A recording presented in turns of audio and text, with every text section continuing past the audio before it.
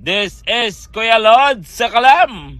Halika mga boss, balikan natin ang pagtutuos ni Neri kasi ang dami pang hindi nakapaniwala kung bakit natalo si Luis Neri. At ang dami ko pang nababasang mga comment na hindi pa naka-move on. Halika, balikan natin. Panoorin natin to mga boss.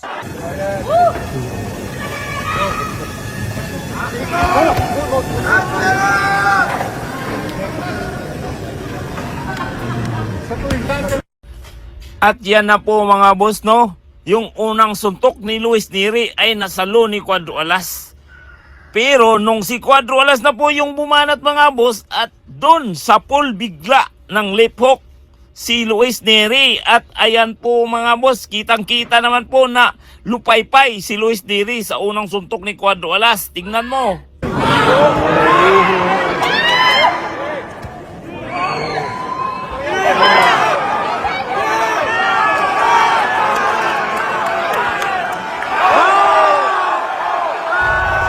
Yan po yung unang down sa first round ni Luis Neri mga boss. At kitang-kita naman natin na parang naramdaman na ni Luis Neri ang binom ng suntok ni Cuadro Alas.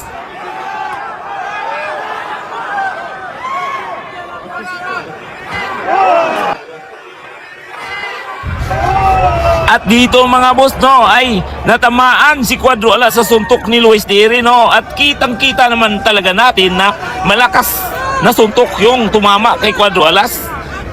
Kita nyo naman si Cuadro Alas daw, parang nilasap-lasap pa niya yung suntok ng Pantera Neri ng Mexico.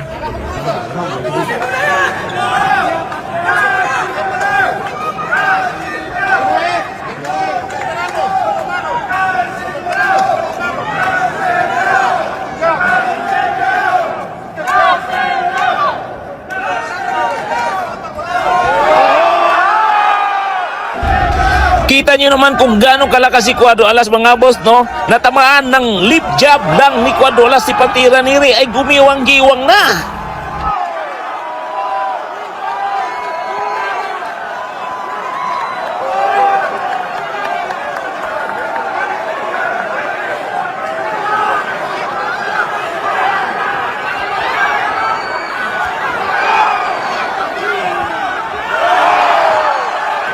Ito po yung pangatlong knockdown ni Pantera Neri mga boss, no, mula sa kamay ni Cuadro Alas. At parang ramdam ko na yung binom ng sakit na suntok na tinatanggap niya mula kay Cuadro Alas.